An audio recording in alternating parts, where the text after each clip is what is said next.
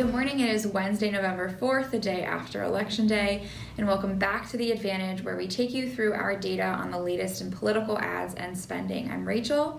And I'm Ben Tabor. How's everybody doing today? So in the light of the contested presidential election that we don't fully know the results of, we're going to kind of take a step back and look at some of the more fun and more wacky ads we've seen this cycle. We're going to leave it to the smart folks to be assessing the likelihood of votes in Allegheny County going to Biden, and we are going to take a look back at some of the fun ads. We hope this is just going to be a fun little diversion, given the amount of very serious vote counting that's going on all across the country.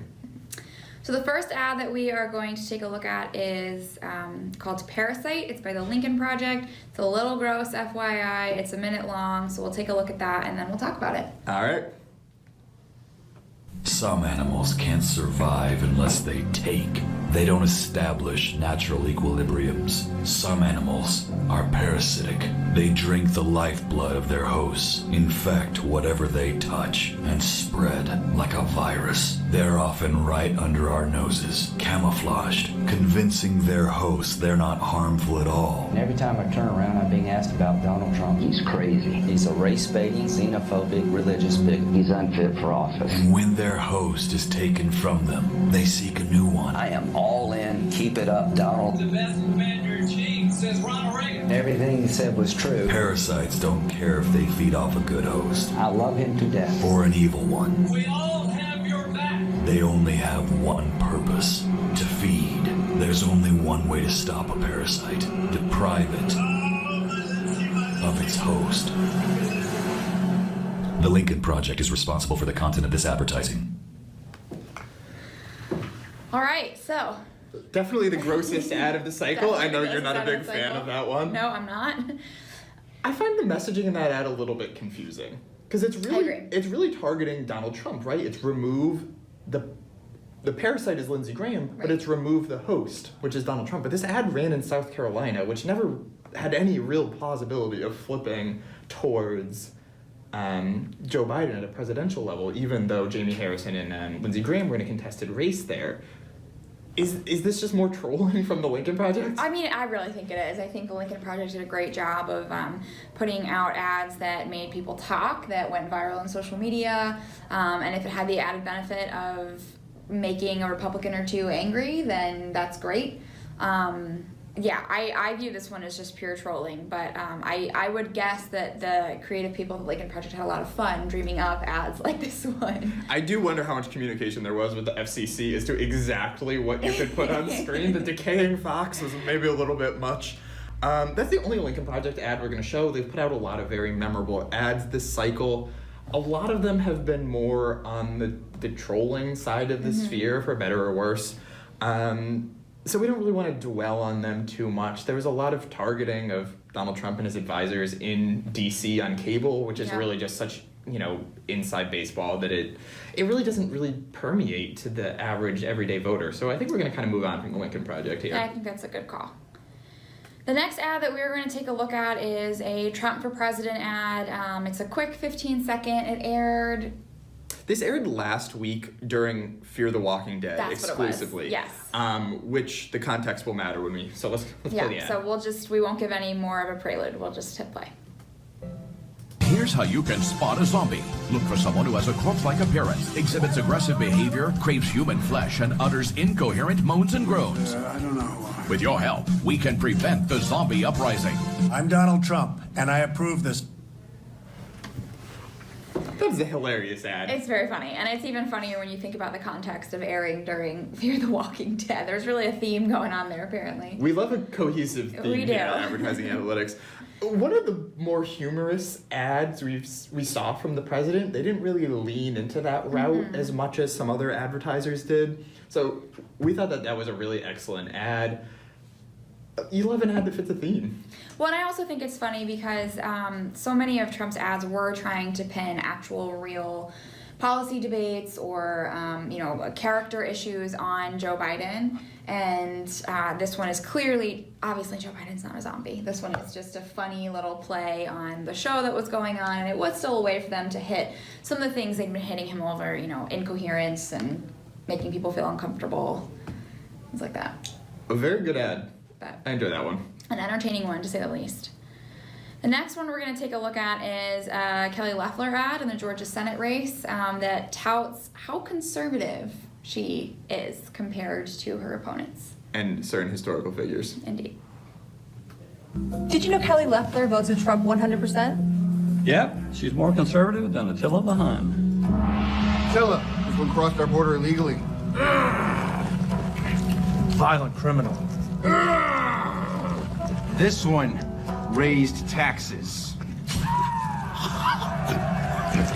More conservative than Attila the Hun. Kelly Leffler, ranked the most conservative senator in America. I'm Kelly Leffler. I approve this message. What do you think Attila the Hun's policy on the marginal tax rate would be? I don't know if Attila the Hun would know what a marginal tax rate is. This is a really fascinating ad for a bunch of reasons. First of all, it's funny. It is funny. It's a very funny ad, and it's memorable. It's a series. There were a couple of these that ran with the Attila the Hun. It reminds me of the Bud Light ads that Bud Light has been running a little bit.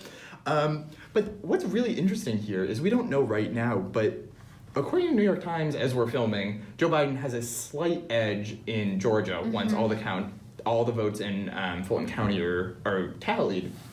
It's really interesting to run this ad saying, I'm the most conservative senator in America, and I am going to be the most conservative senator in the Senate in a state that may or may not be won by Joe Biden, but is certainly very, very close right now.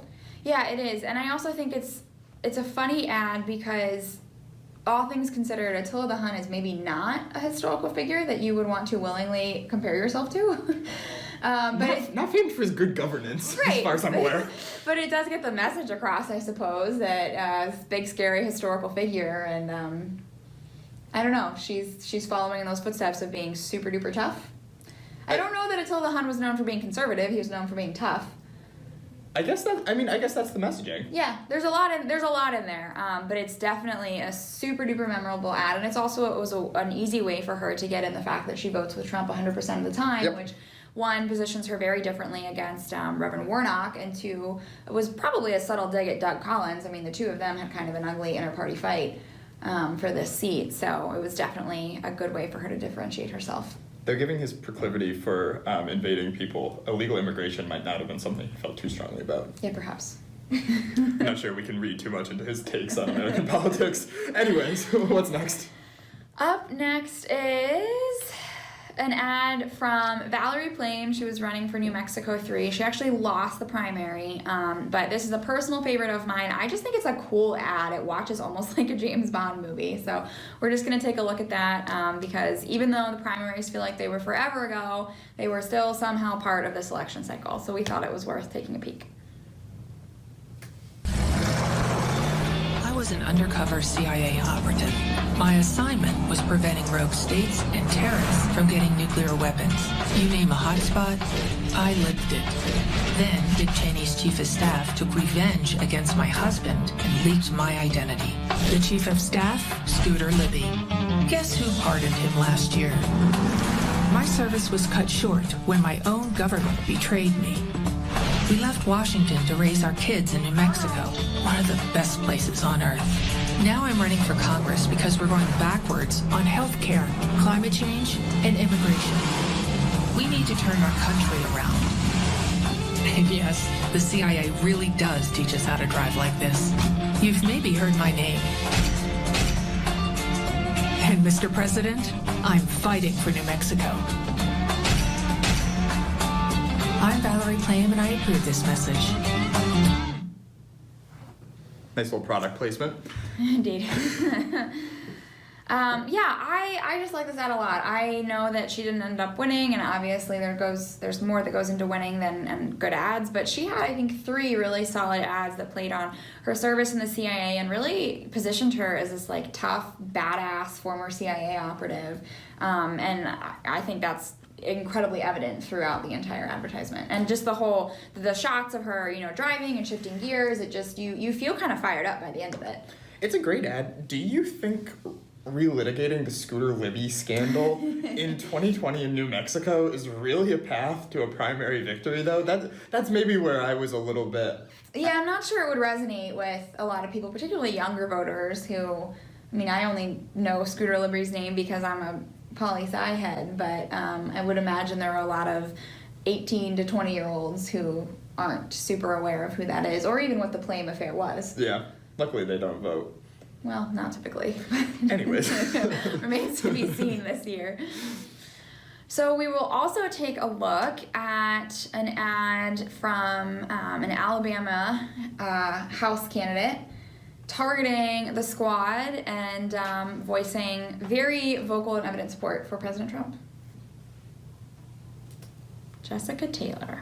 I'm Jessica Taylor, a pro-life conservative mom, running for Congress to turn up the heat on the socialist squad, build the wall, and stand with President Trump. Because this socialist Green New Deal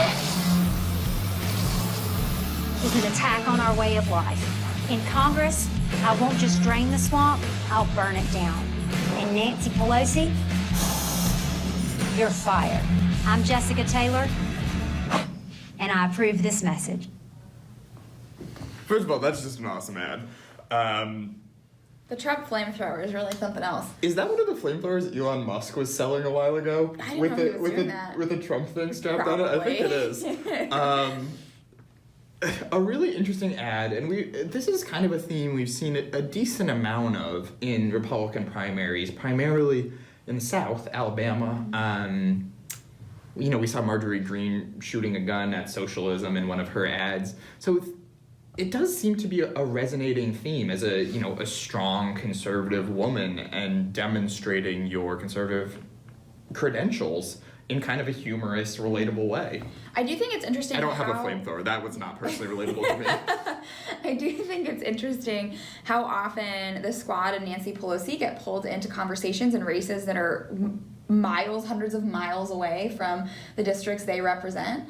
And I think in these really conservative areas, that message and tying Pelosi and particularly the squad to socialism really resonates, not because those constituents think that they're running against members of the squad, but if we can get a conservative woman in Congress to counter those policy aims from groups like the squad or from Nancy Pelosi, that's only a winning message. And we know that people, Republicans in particular, but people love to hate on Nancy Pelosi, so I feel like if you can work her name into an ad, then yeah, I mean, it's just a really quick way in a Republican primary as a shorthand, AOC, Pelosi, and the squad is just a really quick shorthand to demonstrate all of the policies that you're against and all the things you will uphold in terms of, conservative values.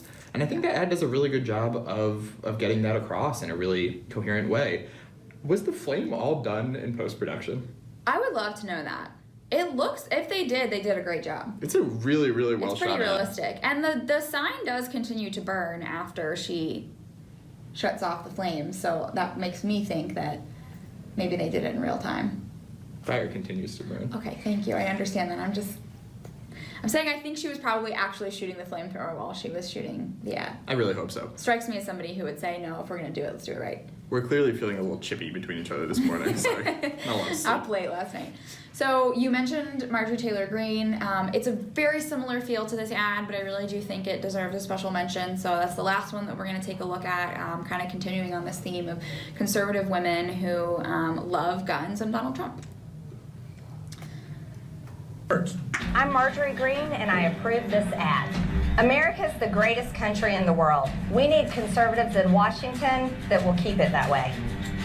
I'm running to stop gun control. Open borders, the Green New Deal, and socialism. Democrats fight for their socialist agenda every single day. I'll fight even harder to stop them. I'm Marjorie Greene, Republican for Congress. Save America, stop socialism. Gets a message across. It gets a message across. I would like to note the Humvee in the ad.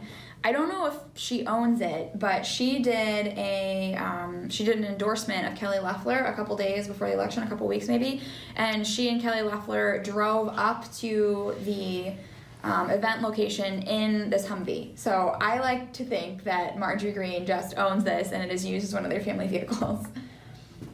When I was a kid, I would have loved to be dropped off at school. It's a cool vehicle. Very similar thematically to the last one we saw. Mm-hmm. Guns, stop socialism, really gets the message across. Not quite as sharply shot as the last one, but again, it really demonstrates the message, which is what you're trying to do in a Republican primary. Yeah. In any ad, really. So notably, aside from the Trump zombie ad and the Lincoln Project ad, you'll notice we tried to stay away from a really heavy focus on presidential ads. There were, oh God, I don't even know how many ads we tracked this year. I believe we tracked 9 million ad airings overall. Okay, wow, that's a lot. So obviously we had to be picky and choosy about the ones that we showed. There were a whole lot of favorites to choose from. We will probably be sharing those sporadically on social media over the next couple days, the next week or so keep an eye out for that. If you have any questions about the underlying data that comes with these ads, airings, markets, spend behind the ads, we can provide that to all of you. Just reach out to Ben at the email listed below. And please send us your favorite ads so we can be amused. Yes, we will be happy to share them on social media and give you a shout out. You can follow us on Twitter and don't forget to subscribe to this channel. Have a great week, everybody.